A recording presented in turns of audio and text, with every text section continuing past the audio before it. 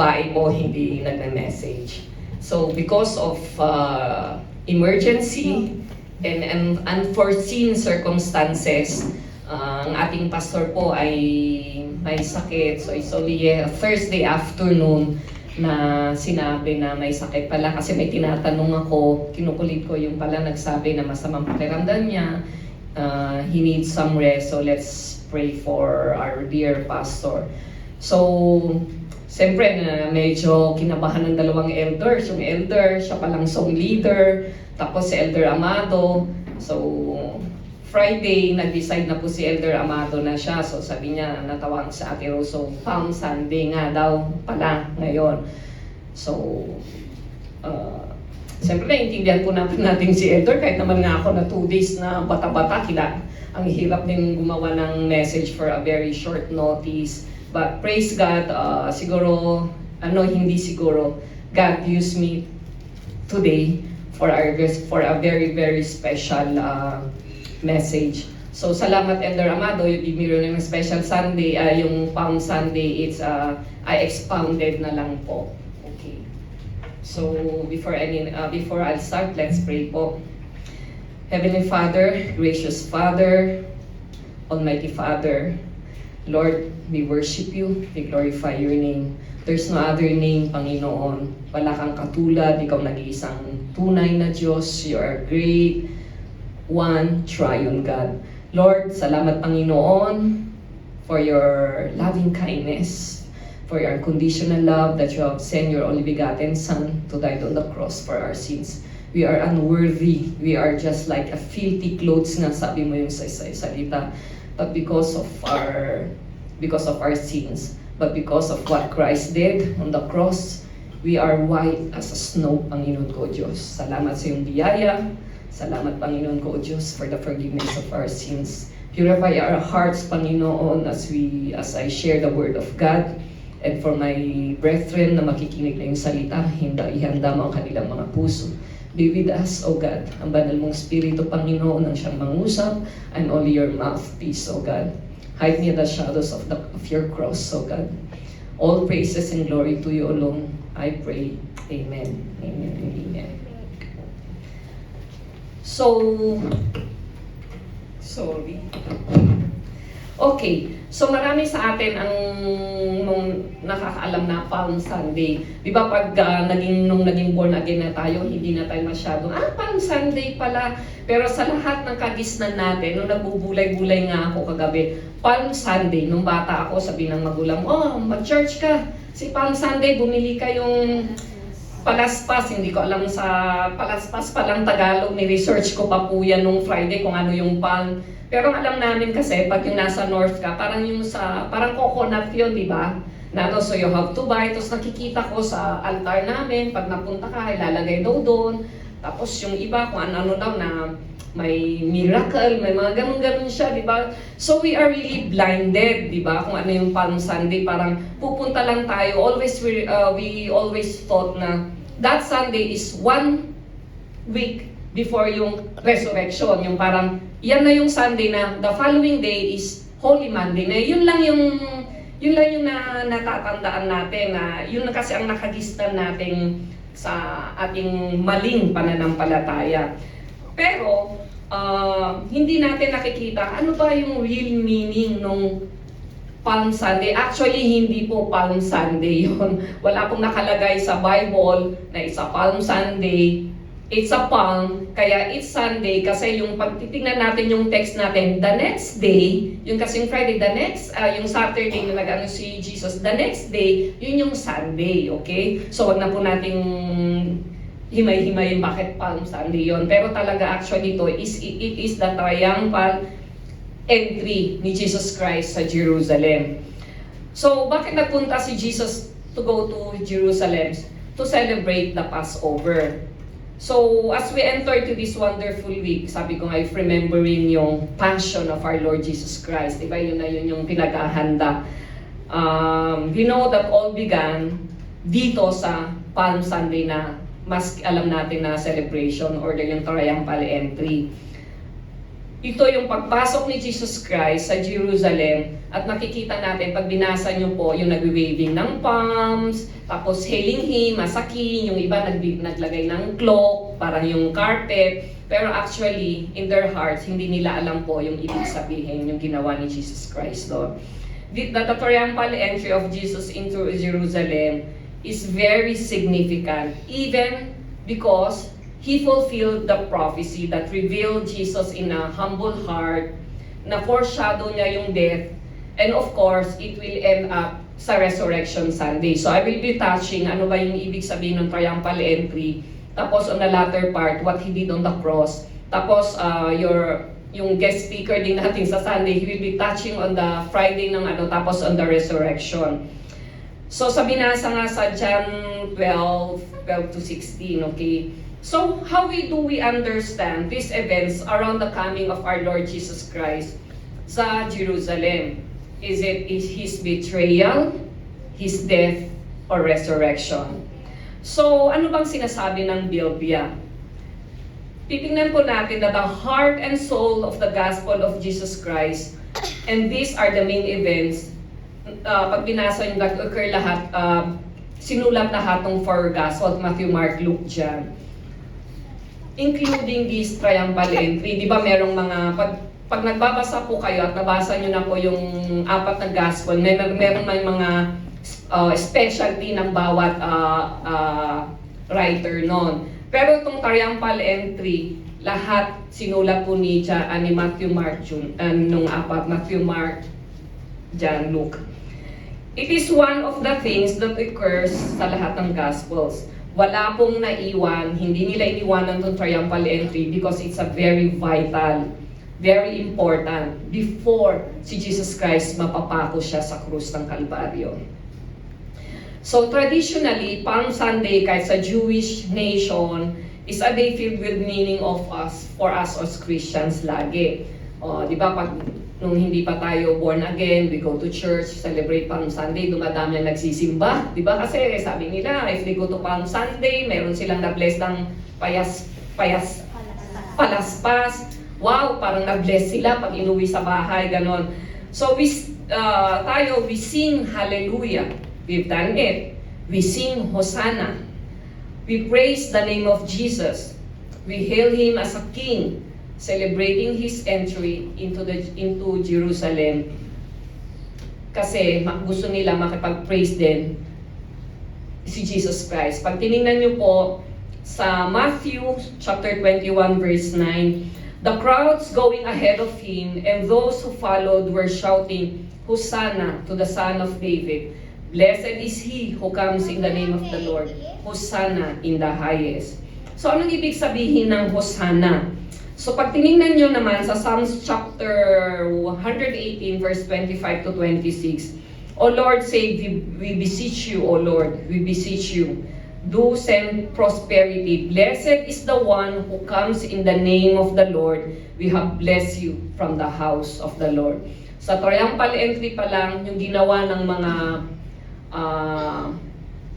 Gentiles, mga Hudyo, or whoever present there sa triumphal entry in Jesus Christ is already prophesied. Kung ano yung binigkas nila is already prophesied. Okay? Pag i-translate mo kasi yung Hosanna, ang ibig sabihin, save now, save mo kami. Blessed is He. This is exact quotation sa binasa ko kanina sa Psalms 118 verse 26 sa Psalms. So this along the messianic title ng Son of David made it clear that the crowd was acknowledging Christ's messianic claim. Lahat po yung nagpunta po doon kasi meron yung tunay na nanampalataya that they're waiting really for the Messiah. Yung iba, parang nakiki-join lang, or alam naman nila but by their heart, hindi po nila alam talaga kung sino ba talaga si Messiah. Pag tinignan po, pag binuksan nyo po ang Luke 1, pag titignan nyo po verses 67 to 79, that's Zacharias prophecy din. Sino po si Zachariah?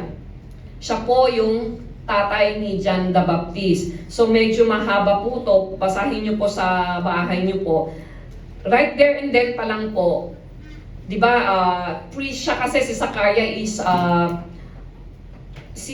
Zachariah kasi, siya yung priest sa temple. Pag titignan niyo, Zacharias, literally, it's a division of Abijah. Kung nagbabasa na po kayo ng Bible nyo sa Old Testament, na-mention po doon sa 1 Chronicles chapter 24, yung temple, yung priesthood na divide po, na di ba may instruction na divide, 24 divisions yon. Under Abijah was the 8th division, doon po nanggaling daughters of Aaron, doon po nanggaling yung lahi ni Zacharias at saka yung asawa niya, okay?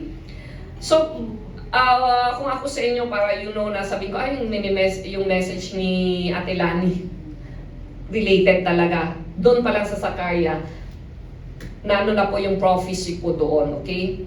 So, this is the day when everything that Zacharias, father of John the Baptist, said his benedictus, yung parang nag-pray siya, the Holy Spirit, kumilo sa kanya. Parang yung ito rin yung kay Mary, di ba? Nung nasabihan siya ng angel, nagpuri siya, parang ganun po yun.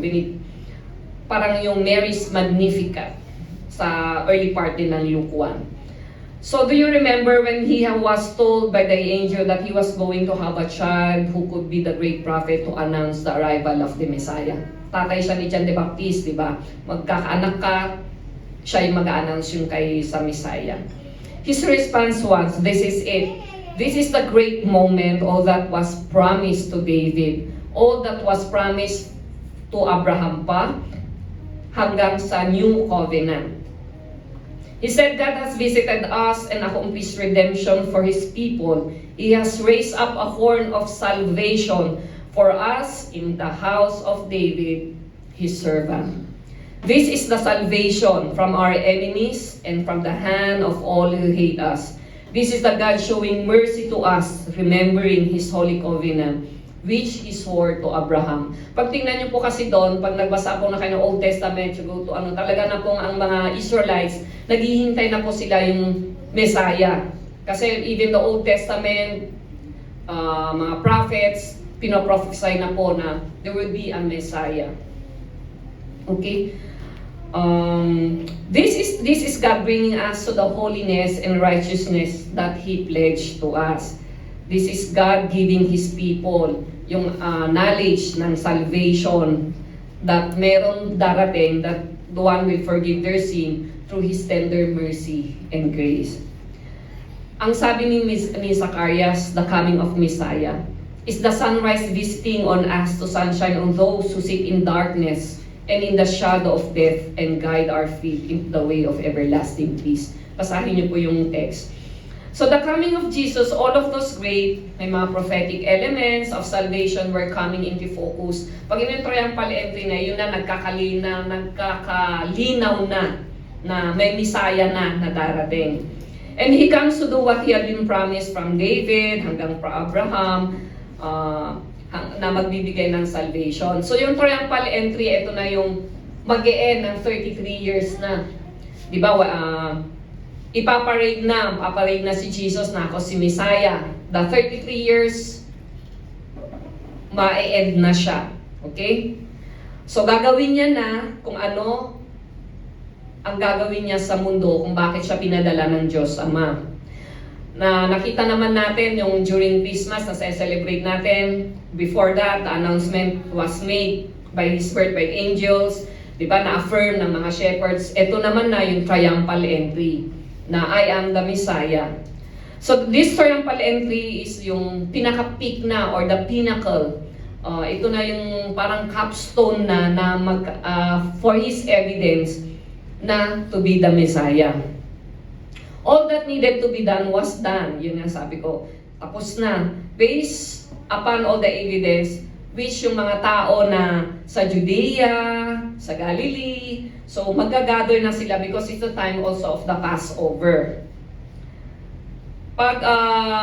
This was the perfect time na magiging official na mapipresent na si Jesus sa triumphal entry. Pag tinignan po natin yung verse 12, on the next day. This is where we want yung story na ito ba yung faithful na F-A-T-E, F-U-L, or the final presentation. This is Jesus is the final presentation na sa buong nasyon na ma-expose na sa on the highest point na siya. Because of the Passover, marami pong mag-a-attend, everybody was there, not only from the land of Israel, but from the other parts of the Gentile world, where Jesus were living, and yung mga converts coming from yung Judaism, nandun po lahat. So we find, pag sinayon sa verse 12 natin, on the next day, the great multitude who had come to the feast, when they heard that Jesus was coming to Jerusalem, took the branches of the palm trees. So yung two crowds po na, yung a crowd and Bethany, massive yun. Kasi pag nagbasa tayo ng Bible, makikita nyo na Passover, they offer yung mga animals, di ba? Para pagpapatawad ng kasalanan. So imaginein mo yung crowds with all those animals, okay? So, saan nabasa ko sa mga reference, every 10 na tao daw, isang animal. Kung sabihin mo hundreds and hundreds, or sabihin mo na mag-a-attend, so million na rin yun kasama ng tao, ay kasama ng mga hayop. So most of people who accompanied Jesus from Bethany, scripture says, began to throw their cloaks down in front of him, like producing a red carpet kind of thing. Diba? Pag yung darating ang mga royal family, o kung yung mga high officials going to the other countries, maglalatag po sila ng carpet. Pero dito, yung mga cloak po ang inano nila. So all the crowd coming, they're waiting for Jesus. Nag-ano nga sila ng carpet with those cloaks. So, sabi ko pa rin kanina, this is the climax na ng 33 years ni Jesus, yung climax of the final ng healing, yung casting demons, yung kanyang mga miracles. Tapos yung mga raising dead, this is the end of it. Kasi gagawin niya na po yung pinaka-ultimate na gagawin niya. So the Passover pilgrims come out, the ones from Bethany, coming the massive crowd, which most of them, they're not really know what they're doing there. Parang siguro Passover lang, nakikiuso. Di ba marami sa atin pa rin ngayon, nakikiuso, hindi nila alam. Kasi nung inaaral ko nga to, ay oo nga pala, ganun pala ang ibig sabihin dito, malalim, hindi lang yung pag ganun-ganun lang pala ng palaspas. So on this point sa buhay ni Jesus Christ, sa triumphal entry, Christ is claiming His rightful place as the prophesied Messiah. Na-fulfill niya sa Zechariah chapter 9 verse 9. Rejoice greatly, O daughter of Zion. Shout in triumph, O daughter of Jerusalem. Behold, your king is coming to you. He is just and endowed with salvation, humbled and mounted on a donkey, even on a colt, the foal of a donkey. So at the point of all, what's scaring the crowd away is that Jesus is the king. Ito na, He is the Messiah. And no way naman denies yung, di ba, Hosanna, Hosanna. Hindi naman pwedeng i-deny ni Jesus kasi totoo naman. So, riding on in a donkey's coat. So, in-expect nila, most of the Israelite, a king or a Messiah that will save them, riding on a white horse. But this is not how a typical conqueror would ride in. Kasi sa donkey siya, di ba, sa coat. So, and this is saying yung He comes to make war. Pag inano mo siya, yung pag sa white horse ka sa interpretation, pag king to makes a war. Pag yung sa donkey, He makes peace. I will explain that on detail later. So He comes not to kill, He comes to die. He comes to die for our sins and save whoever repents and believes in Him. Malinaw na malinaw po yun. So this is the first Advent o first coming of Christmas. Jesus brings salvation. Kaya titingnan mo pa siya, hindi pa siya nakaride on a white horse. Fulfilled talaga yan. Talaga palang nakalatag siya talaga na may meaning yon bakit sa donkey's coat and not on a white horse. Because the first Advent, Jesus brings salvation. Pag tinignan natin sa verse 13, meron na namang fulfilled prophecy. And they looked the branches of the palm trees and went out to meet him and began to cry out, Hosanna! Blessed he who comes in the name of the Lord. That statement was right out of the prophecy ng Zechariah sa verse chapter 9 na nabasa ko kanina. Chapter 9, verse 9. So the image is from Zechariah 9, verse 9. Yung blessed he who comes in the name of the Lord. Nakuha din sa Psalms chapter 118.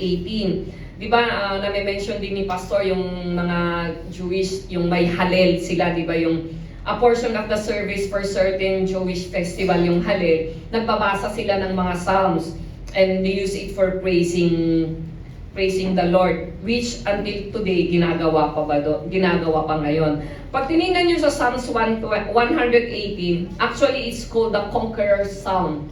So they know this is the conquering Messiah.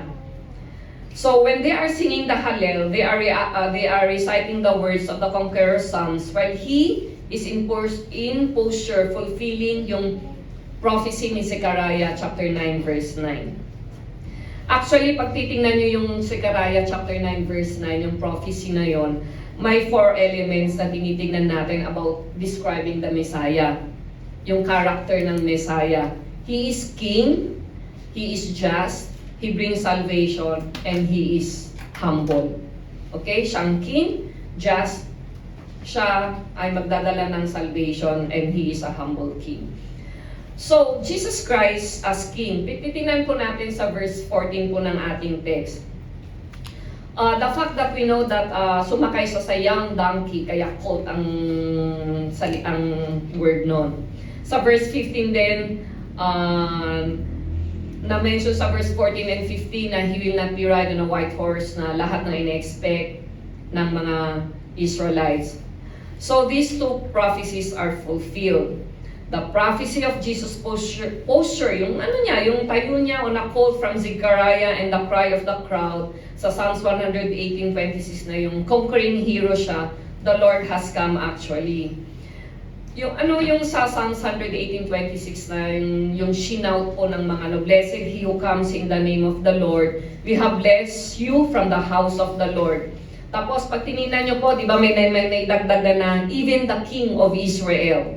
Na yun yung word na yung phrase na even the king is not of Israel is not included sa Psalms 118. Pero sa binasa na po natin, nakadugtong na po siya sa text natin sa John. So, ang ine-expect nila, blessed you king, iyon yung sinasabi nilang parang coronation moment ni Jesus Christ. If pag tinignan po natin sa Luke chapter 19, kasi maraming reference po to, this has to be taken into consideration na you pick up yung sa verse 38 natin.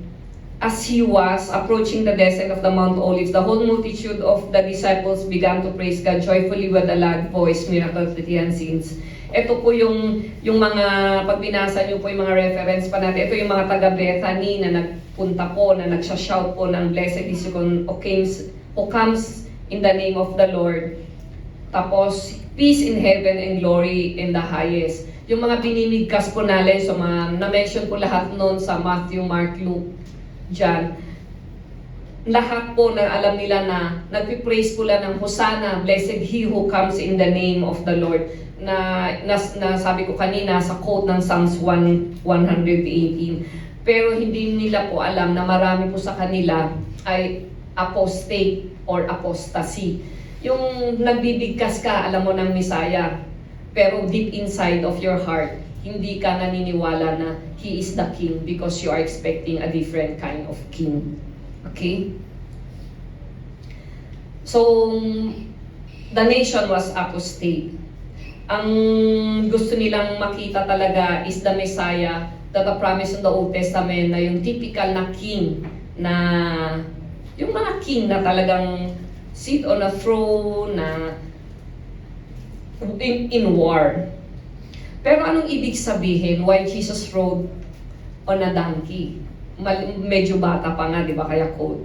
Which symbolized peace. Okay?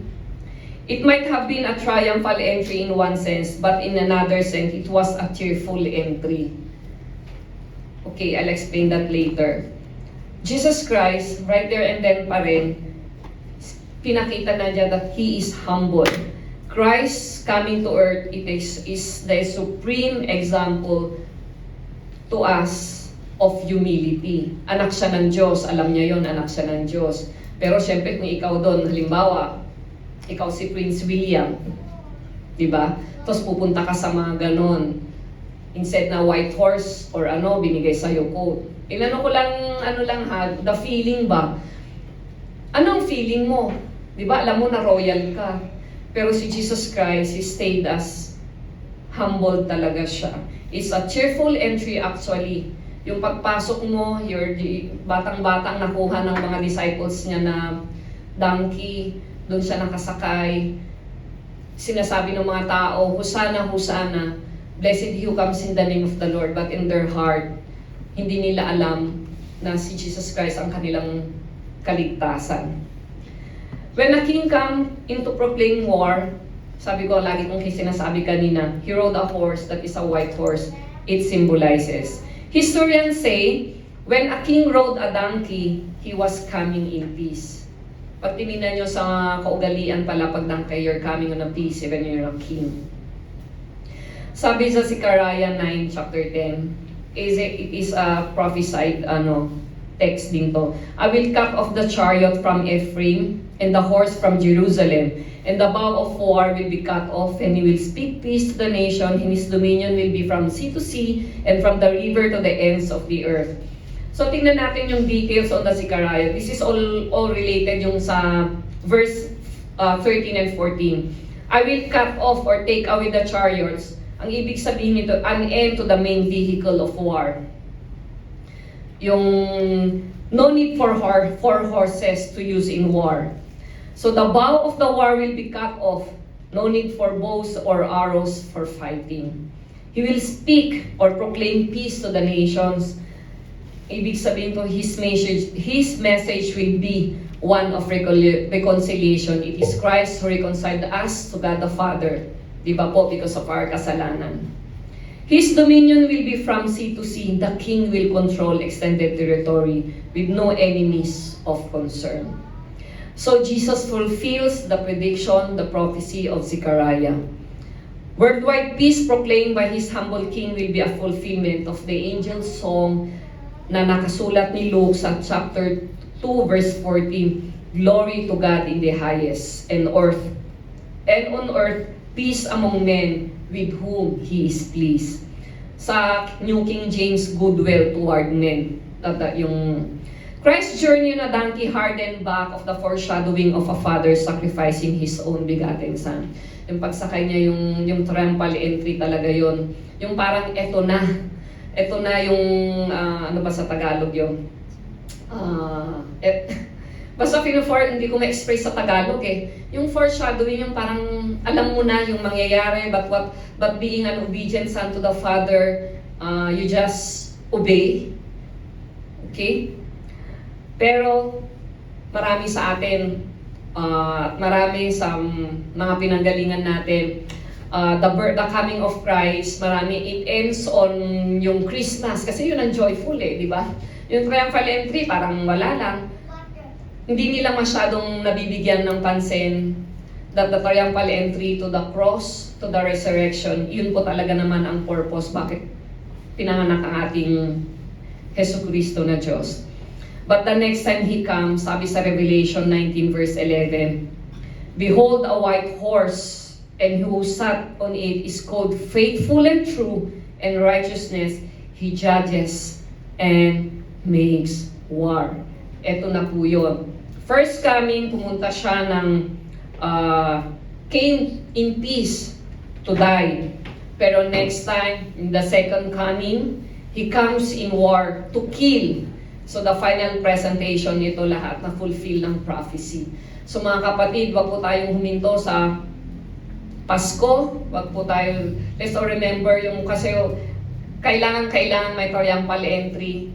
before mapako sa krus ng Kalbaryo. Huwag nating baliwalain yung triumphal entry na nagsasabi nga, the Lord humbled Himself as a King, as Son of God. He came to give salvation in peace. Pero, on the second coming, hindi na po siya sa donkey o colt lang. White horse as a king, as a judge. Okay? Amen? Amen.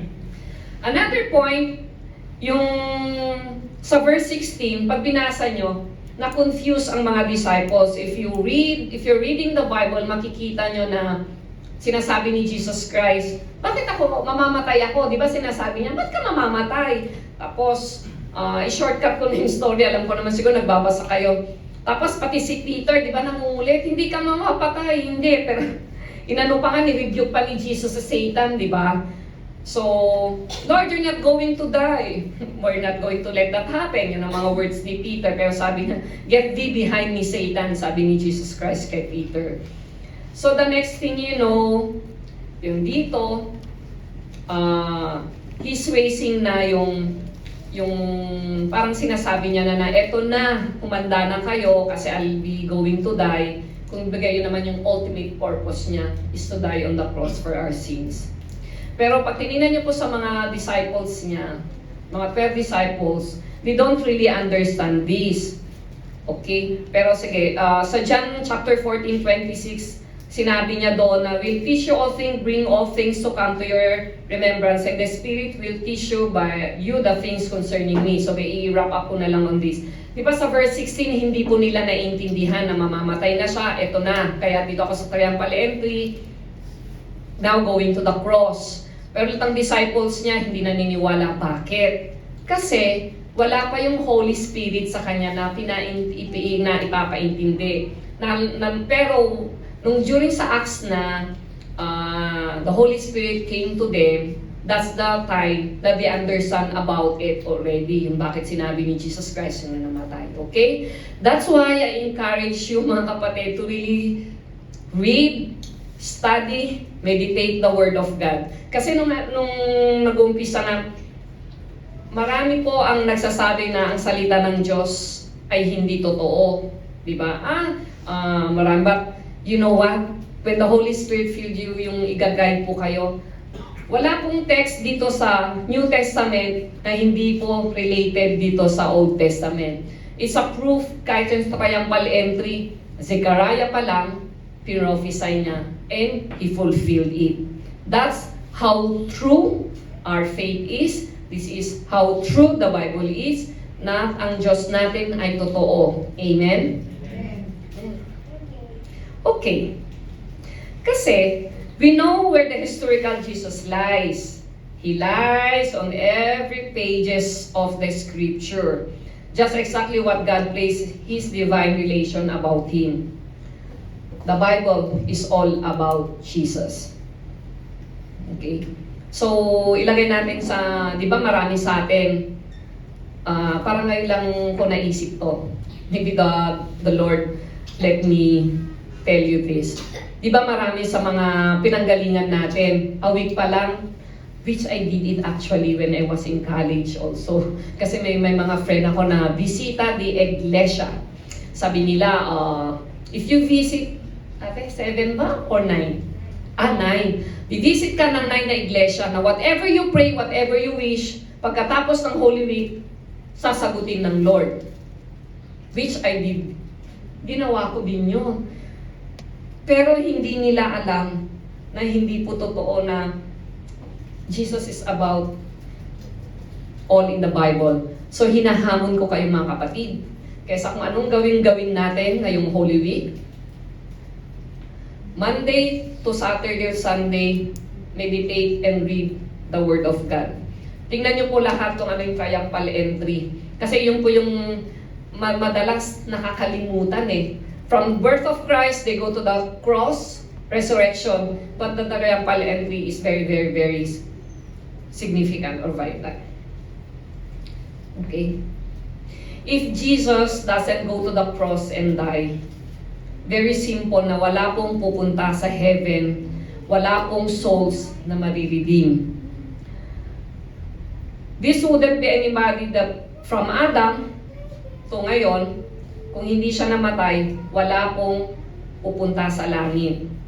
Or wala pong tao sa Old Testament na mag-prophesy din na that Jesus will be coming to earth, na siya ang magliligtas sa amin. Okay? There is no spiritual harvest apart from death.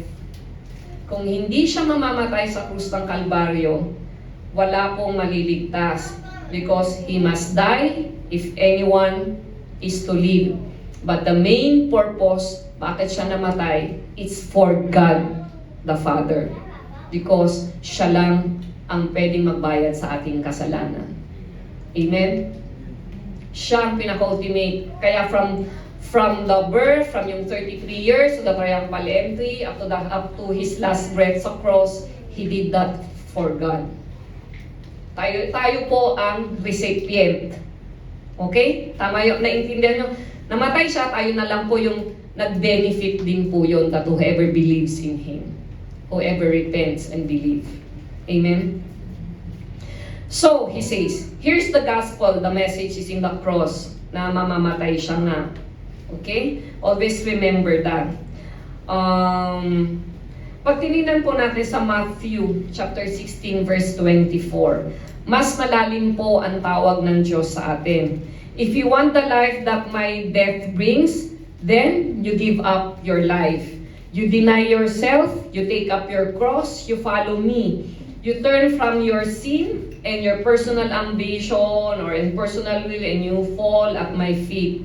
So embrace me as your Savior. Sabi din kasi sa verse 25, He who hates his life in this world shall keep it to life eternal. So ano bang eternal? Marami kasi sa atin medyo mababaw lang. Yeah, you give me the Lord will give me salvation, eternal life. Ano ba talaga ang eternal life? You have to turn your back on your life in this world. Recognize you're a sinner. All of us are sinners, saved by the grace of God. That everything in this life is nonsense. Folly nga sa English yun. Parang kahangalan sa Tagalog, ni-research ko din, mahaba pala yun yung sa folly. It's kahangalan. So what do you mean by you abandon or give up completely yourself to Christ? Lose your life here in earth. Give it up. Anong ibig sabihin, lost? Mamamatay ba ako? Hindi na ako magtatrabaho? Hindi naman yon. You know, it's our God who gave us work. It's God who gave us good health, strength. Yung lose your life, give it up to the Lord. Siya lagi ang priority. Seek ye first. Bahala na ang Lord natin. Di ba, lagi naman nami-mention nating pastor hindi naman killjoy ang ating Diyos. You know, I'm not speaking of a self-righteous o hindi. Pero pag tumatanda ka pala, sina Ate Rose, Elder Amado, sina Kuya Hill, parang I'm already starting that, parang kulang pa pala, di ba? Yung ginagawa mo ngayon, na sana noon pa ako, nung una pa akong bata-batang na-convert at a disciple of Christ, dapat doon pa lang talagang binigay ko ng lahat-lahat. Kasi as you grow age, as you grow old, tumatanda ka, humihina na. Alam nyo, yung mga trabaho na lang yan, wala din kwenta yan. Kasi nasubukan ko ding nag-corporate world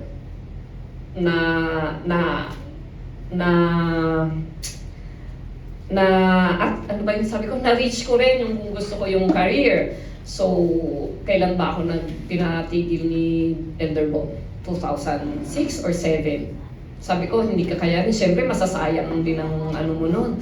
Siya, ang laki-laki na ng sweldo ko. Pero the Lord used a circumstance na talagang nag-trigger na po mag-resign. Siyempre, na death threat sa work, yung ganyan. Dahil I handle supply chain, hindi po ako corrupt.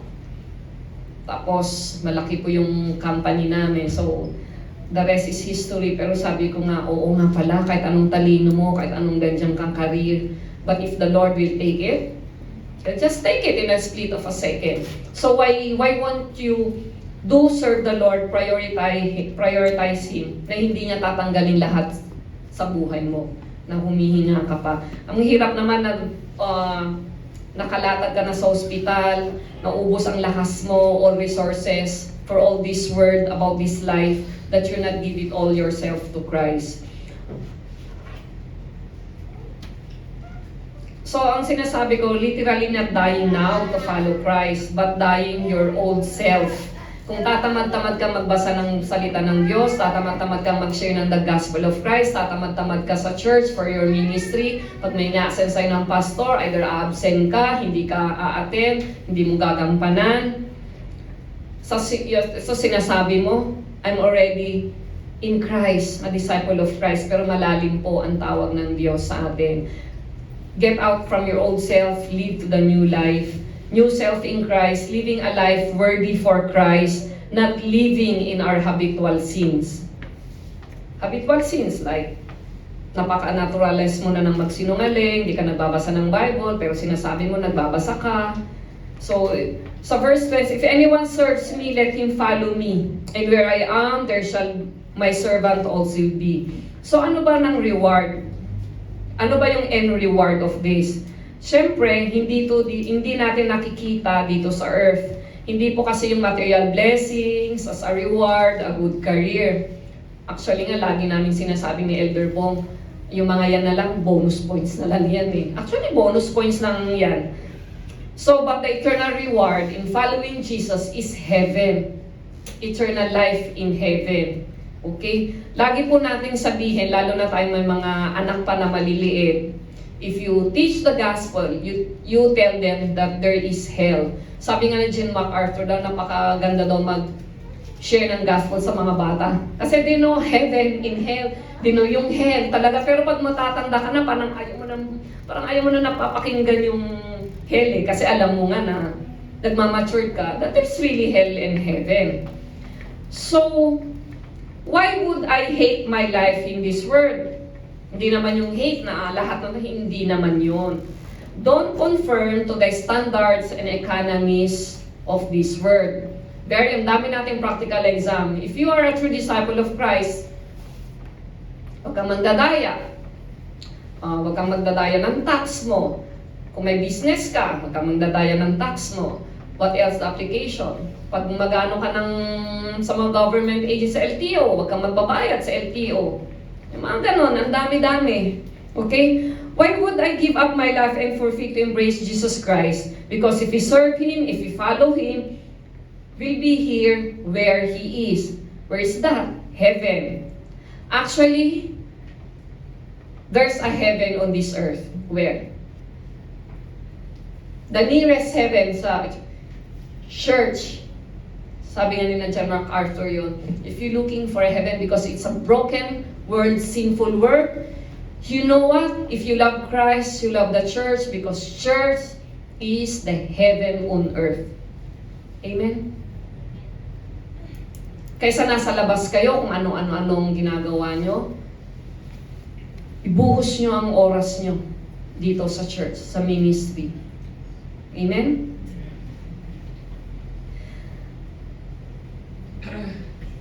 Sabi ang isang reform, aside yung mga kaklose na dyan, Mark R.C. Sproul, ang sabi niya, Christ not only died for us, He lived for us. That's the whole point of the gospel. Kung sinabi nun, makikita kasi sa buhay natin, kung pinapamuhay natin, because Christ live in us eh. Kung nawawala sa buhay mo, hindi ka nakakitaan ng Kristiyano ba to, baka nga hindi ka pa nga born again, a true disciple. Now it's my conclusion. Jesus' triumphal journey teaches us that after all of that sacrifices offered for sin, we can enter the rest of faith because because of His final sacrifices on the cross. Diba? We're still living on this fallen world nga. We can rest on Christ. Diba? We can rest on Christ. There's hope in Christ. Sabi sa Hebrews 10 chapter 10 verse 12, but He, having offered one sacrifice for sins for all time, sat down at the right hand of God. He lived in us. He died on the cross, resurrected, ascended into heaven. Now Jesus Christ is at the right hand of the Father. He is the high priest interceding with us sa Diyos Ama. So wherever we pray, sabihin siguro, ay, ito, makasalan na tong anak mo to. Sabi ni Jesus siguro, Father, nasave ko na po yan. Sa ano ko na yan, akin na yan. I got it.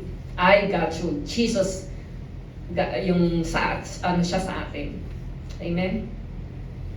The marvelous work of our Lord Jesus Christ on the cross, He is the atonement of our sins to God, He is the Lamb of God, He finished it all on the cross. Wala na tayong dapat gawin. Ang dapat lang natin gagawin is to live the new life. Diba? If you love Christ, you love your church, you love everything kung anong gusto ng Diyos, to be Christ-like, to read the Word of God, to pray. Baka sa atin, nakakalimutan na natin pinapanalangin nating mga pastor, ang mga leaders, ang mga kapatiran mo, kasi nga you are overwhelmed with the word that can open you. I can work 24/7 because I will be promoted. I can work 24/7 kasi meron akong lalaki ang sweldo ko, makikita ng boss ko, masipag ako. But being a disciple of Christ, in one day, or in a week na lang, sige na lang, okay, in a week na lang, kailan kayo last na nalangin ng todo-todo at nagbasa, nag-meditate ng salita ng Diyos? Okay? You remember that God na nagkatawang tao siya who died on the cross, redeem you. Nireconcile niya na tayo sa Diyos Ama na hindi na natin makakamtan yung eternal death in hell, yung wrath niya sa second coming niya, na riding on a white horse. Okay? He is the only Lord and Savior.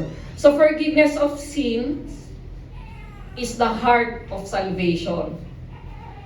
God saves sinners from separation from Him and from the eternal hell. Yung sinasabi ko kanina, pag binasa nyo po ang Bible nyo, nandun po lahat, yung Romans chapter 6 to chapter 8, na naumpisa na po ni Pastor din po yun sa mga nakaraang Sunday. 2 Corinthians 5:19, na reconcile niya tayo, yung sinasabi kong reconciliation, that God was in Christ reconciling the world to Himself, not counting their trespasses against them, and He has committed to us the word of reconciliation. Sa Ephesians 1, chapter 1, verse 7 and 8, in Him we have redemption through His blood, the forgiveness of our trespasses, according to the riches of His grace, which He lavished on us in all wisdom and insight.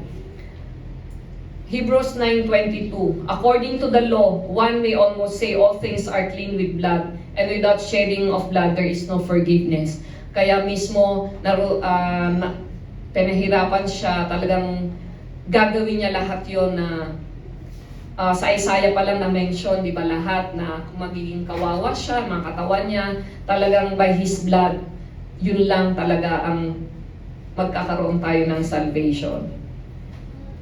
Kasi if salvation were on the basis of one's effort, masipag naman ako, nagbibigay naman ako ng ikapo, tama ba yung tithes ko? Yung ikapo, naglilingkod naman ako, yung ganyan. Pero it's all nothing, but deep inside our hearts is your totally repentance and dependence sa ating Diyos na namatay sa atin. It's only by grace at yung sovereignty ng ating Diyos. Kasi hindi lahat po na magsasabi, Diyos, kilala kita, pero hindi ka pili. Okay? Remember, dapat salvation is always a sovereignly given by gift of God's grace. Since faith is contrasted with work, faith must mean that end of any attempt to earn God's favor through personal remit. Kikilos ako, magiging mabait ako, magiging ako sa kapwa, sisimba-simba ako, pero hindi po yon. Makikita po ng Diyos, it's ang hirap. Siguro mag-ano din siguro yung pastor din to in one of his messages. Predestined, may election. Hindi lahat po kasi pili. Hindi lahat na nabubuhay na nagsasabi na experience na, mga pinanggalingan natin, alam nila na napako si Cruz, na napako si Jesus Christ sa cross ng Calvario. Hindi po lahat masisave eh. Di ba? Yung pili, kaya lagi natin tinatanong, Lord, save ba ako talaga? Kasi makikita din po talaga din sa buhay natin yung fruits of the Holy Spirit na nasa Galatians 5. Kung sa tagal mo ng Kristiyano, hindi ka nagbabasa, nag-meditate ng salita ng Diyos, siguro kapatid, mag-pray ka sa Lord, baka naman sa 10 taon mo na, 5 taon mo na, baka hindi mo pa nabubuklat page by page o ano ng Diyos, yung salita ng Diyos. Kasi whatever yung sa mga New Testament po, nasusulat po sa Old Testament, kaya di ba, Jesus Christ is the fulfillment of the law. Lahat ng prophesied niya hanggang sa yung kamatayan niya sa krus, sa resurrection niya, sa ascension. Romans 3:24, being justified as a gift of His grace through the redemption which is in Christ Jesus. Alam niyo naman, very familiar ng Ephesians 2:8-9, di ba? It's not by the grace, we are saved through faith, not ourselves, the gift of God, not as a result of works, so that no one may boast. Yung sa triumphal entry na to, yung Palm Sunday actually, the honor belongs to Jesus Christ as the King, the Messiah. Sabi sa John 5, whoever honors me, honors my Father. Whoever honors my Father will forever honor. What we will experience in heaven is the honor that comes to us from God. Ito po yung glorification. Diba? Justification, na-discuss na ni Pastor. Dito po, sanctification. Unti-unti tayong binabago ng Diyos hanggang tayo'y mamamatay. There, kung totoo kang anak ng Diyos, totoo kang nananampalataya at pinili ka ng Diyos, pag namatay ka, you'll go to heaven, you enjoy the glory with God, yung glorification na yon. Yun po yung may experience natin yung heavens, to honor the glory with God. That's the greatness of saving grace. Okay? May nakuha akong capture ni John MacArthur, napakaganda. What Christ did on the cross was not intended to change the way man feels about God, but satisfy and remove God's enmity. Ano yung enmity? Yung puot ng Diyos, di ba? May galit siya, di ba? Towards sa atin. In one decisive act, yung ultimate, final, tiyak, Christ was able to expose God's wrath to all who believe and establish a new relationship between the Father, God the Father, and sinners. Tayo yon. It's only through the cross that we're able to be adopted into God's eternal family. Christ died for us.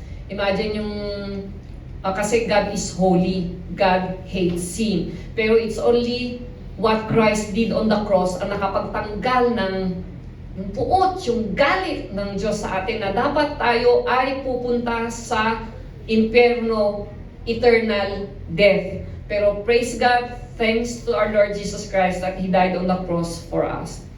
So, ang hamon ko sa ating lahat.